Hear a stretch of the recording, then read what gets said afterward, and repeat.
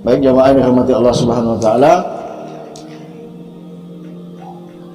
saya lanjut dengan beberapa hadis untuk menguatkan pikiran kita, akal kita, ya.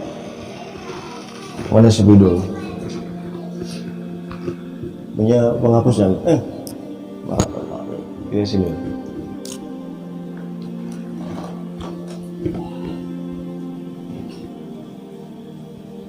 Apa beda akal dan pikiran?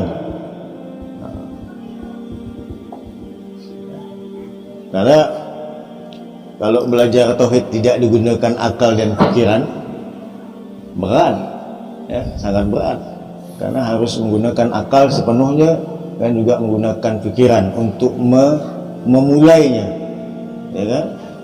Nanti ada proses dalam kita bermakrifatullah, ada proses atau SOP-nya, kita riyadhah, kita latihan.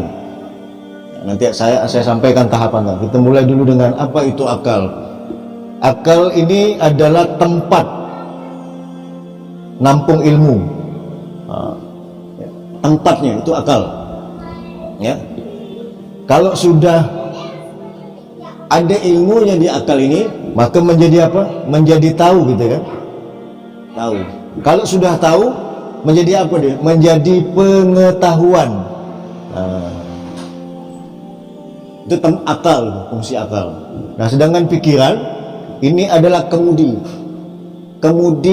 berpikir manusia. Nah, dia yang kemudikan. Karena kita di pertemuan awal-awal saya sudah sampaikan bahwa akal, hati itu punya dua fungsi, transmitter dan receiver, menerima dan memberi, take and give gitu ya. Hati juga sama, jadi ada fungsi transmitter, menerima dulu, receiver, nerima nih. Apa yang diterima sudah saya sampaikan, menerima gelombang-gelombang, ya kan? Apa gelombang dari Allah, gelombang dari malaikat, termasuk gelombang dari iblis itu masuk. Sekarang bagaimana cara memfilternya? Itu kemarin sudah saya sampaikan. Nah, salah satu cara memfilternya adalah dengan berzikir kepada Allah, untuk nahan jangan sampai gelombang iblis itu masuk dalam batin kita. Ya.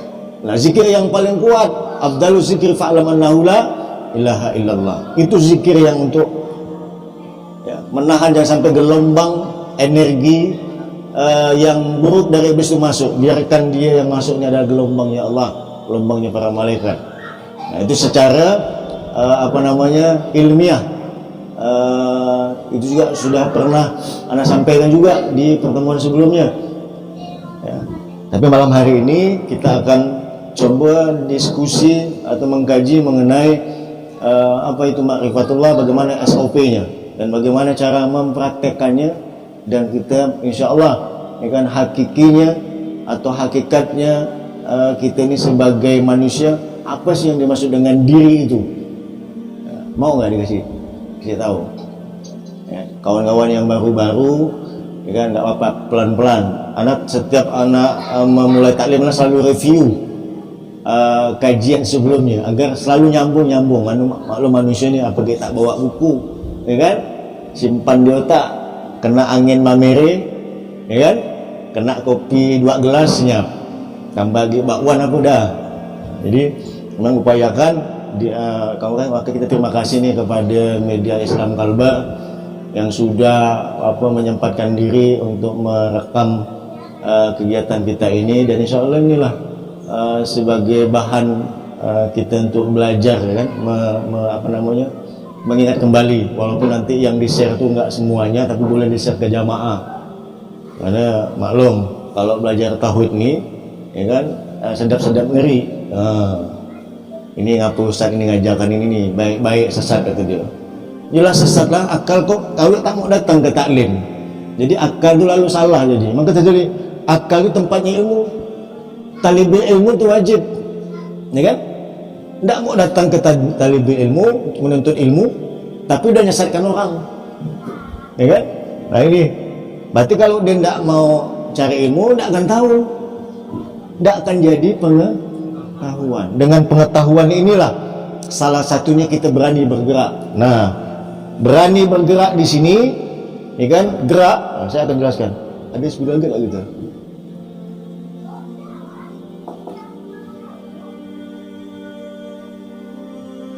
Di salah satu pendapat ini, jadi kita tasawuf ini banyak anak coba kolaborasi ya, beberapa kita tasawuf tadi malam pun masya Allah kan ditemukan juga dengan salah satu ustadz yang pernah belajar tasawuf nyerah akhirnya kitabnya serahkan sama anak.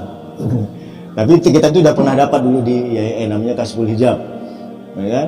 Itu Kasful Hijab itu memang membuka bagaimana hijab kita kepada Allah. Menyerah hanya 4 bulan belajar tasawuf, berhenti karena banyak menulis tulisan yang dia tak ngerti ya. Anak bilang, saya belajar tasawuf tak pakai buku, saya bilang pakai langsung kepada mursyidnya. Jadi mursyid itu seperti kitab yang berjalan ya. Apa yang disebutkan itu sama dengan ada di kitab, jadi kita nggak perlu lihat pada saat maka. Tapi memang perlu digabung-gabungkan karena terpisah-pisah pemahaman-pemahaman itu ya. Sehingga Anda coba untuk, nah ini di salah satu kitab ya kan, gerak itu adalah zahir. Nah, zahir yang dimaksud itu bukan jasad.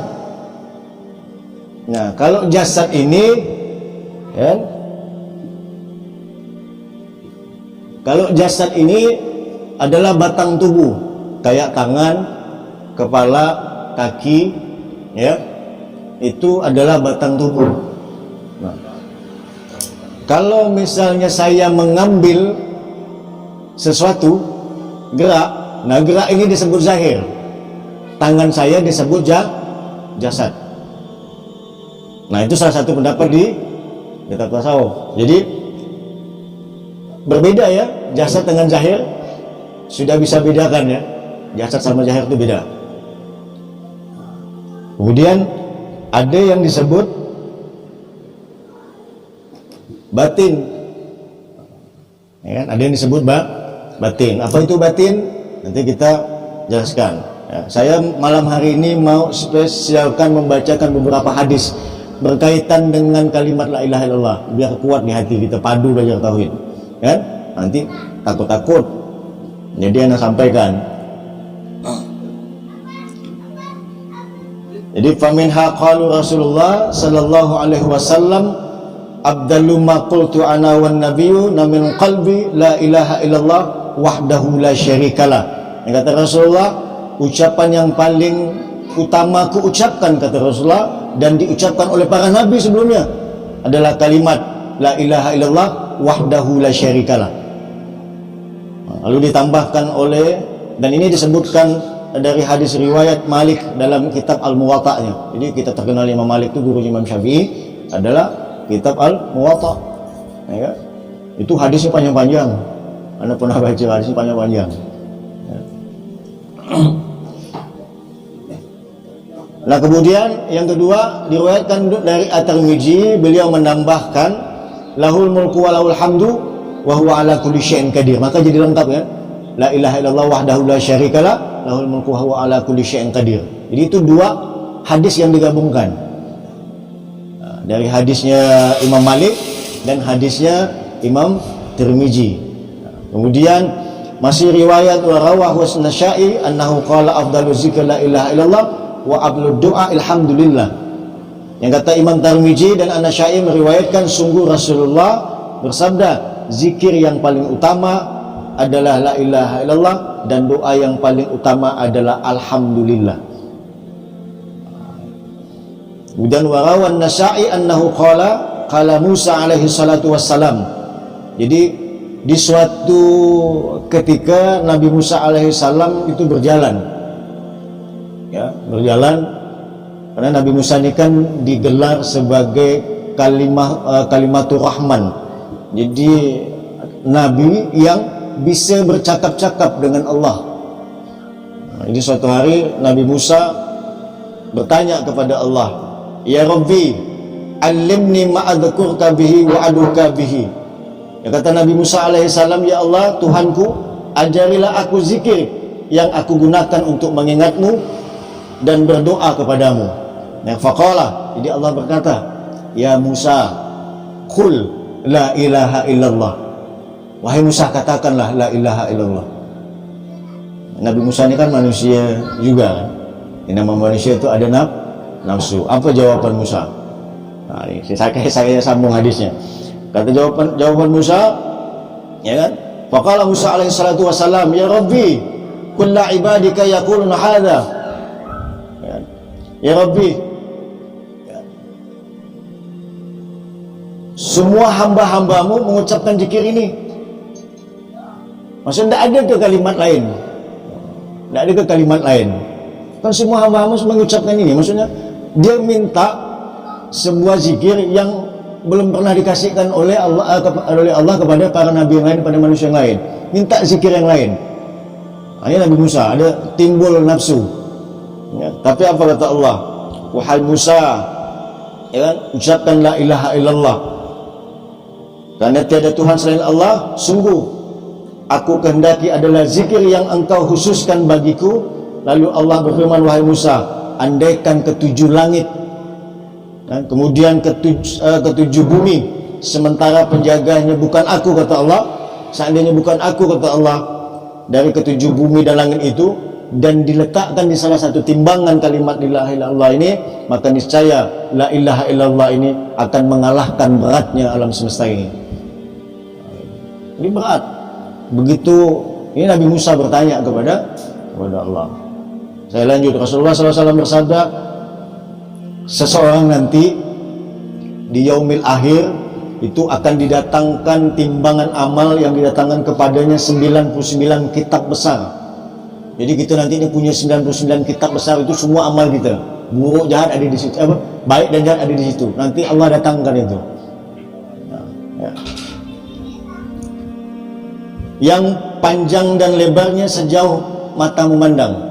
Itu kitabnya tuh. Kitab kita nanti ada 99. Yang di dalamnya tercatat berbagai kesalahan dan dosa, kemudian diletakkan di timbangan amal itu, kemudian dikeluarkan secari kertas yang bertuliskan kalimat la ilaha illallah, bahwa tiada Tuhan selain Allah dan Muhammad adalah utusan Allah. Maka ia akan mengalahkan kesalahan dan dosa itu yang ada di 99 kitab itu. Satu lembar yang tadi 99 kitab, yang panjangnya lebar seluas mata memandang. Lalu Allah meletakkan kalimat tauhid itu di atas kertas. Itu lebih berat daripada yang tadi 99 kitab itu. Saya lanjut lagi. Dari riwayat Tirmizi meriwayatkan bahwa Nabi Muhammad sallallahu alaihi wasallam bersabda bahwa as-sabbihu nisful iman, bahwa tasbih itu adalah setengah dari iman. Subhanallah, subhanallah, subhanallah. Itu ucapan tasbih. Ya. Kemudian alhamdulillah itu memenuhi timbangan, memenuhi mizan, dan la ilaha illallah maka tidak ada hijab baginya untuk diterima Allah, sehingga pada saat sampai dia dilaporkan di hadapan Allah, maka kalimat la ilaha illallah inilah sebagai penolongnya di mizan, di yaumil hisab. Ya kan, pada saat berhadapan menghadapkan amalnya di hadapan Allah, maka kalimat la ilaha illallah lah ini sebagai salah satu penyebab, maka dihapuskan segala dosanya nanti di hadapan Allah. Ya, termasuk nanti kita di alam kubur. Tidaklah orang yang mengucapkan la ilaha illallah dengan keikhlasan hatinya, melainkan dibukakan baginya pintu-pintu langit. Ya, dan sehingga ucapan itu tembus ke aras selama dosa-dosa yang besar itu dijauhi, kata Rasulullah. Jadi orang berdoa dengan dimulai dengan kalimat tauhid itu sampai tembus ke aras. Tapi dengan syarat, kata Rasulullah, dia tidak pernah melakukan dosa-dosa besar. Kalau itu pernah dilakukannya, maka kalimat tauhid itu akan menghapuskan dosa besar itu dulu, bawa sampai ke aras. Nah, dihapuskan dulu besar itu. Kalau dosa dia sudah dihapuskan pribadi, maka akan dihapuskan dosa orang-orang yang ada di dalam rumahnya. Kalau dalam rumahnya terhapus dosanya, maka akan dihapuskan orang yang ada di sekelilingnya. Itu kalimat tauhid la ilaha illallah. Ya. Jadi hati-hati juga kalimat illallah tergantung intonasi. Kan ada yang dia marahkan anak la ilaha illallah kau ni, kan ada kayak gitu. Tergantung intonasi itu beda makna. Maknanya itu maksudnya marah, tapi dengan kalimat tauhid.